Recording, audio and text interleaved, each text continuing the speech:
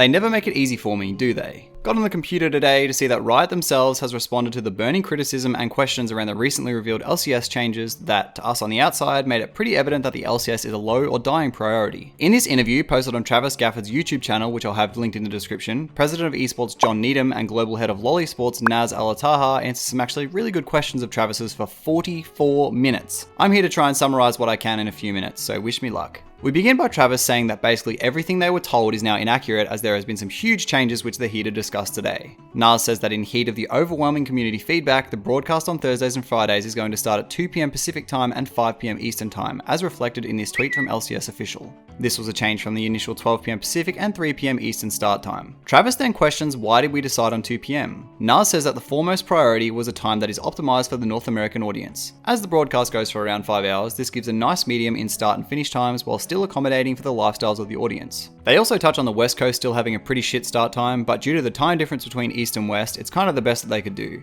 John also elaborates by saying around 70% of the LCS audience is based on the East Coast. Quote unquote hype games will also be prioritized in the scheduling.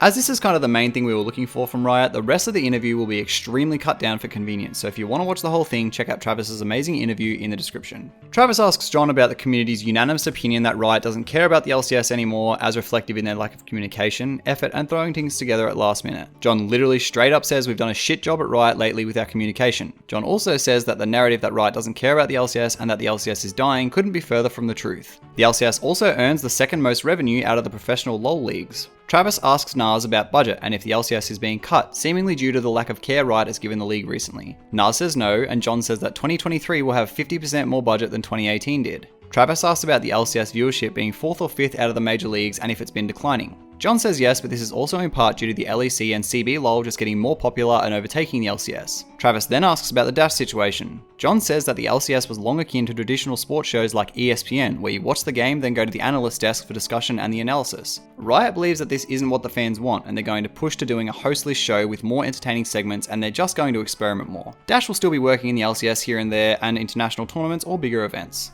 Travis then asks about the notion that Valorant is overtaking the LCS, hence the scheduling changes. John responds saying that across the LEC and LCS both being held on Saturday, the heavy crossover of audience means people would be having to choose between both or watch 8 hours of League on that day, and it is just a poor viewer experience. At least with a day breakup, it's easier to digest and people don't have to choose between the LEC and LCS. John also commits to Travis that in the middle of the split, they'll be doing a deep dive with him and revealing LCS performance and any other changes they want to do, so more communication, which is good. And that's about it on the LCS front for the questions. I highly encourage going and watching this full thing. I think Riot's responses were really good to Travis's equally pressing questions. They absorbed a lot of blame, acknowledged wrongdoing, and committed to being better. That's all we can ask for, really. What are your thoughts on the LCS this year? Let me know in the comments below, and for more league news, click the video on your screen. Bye!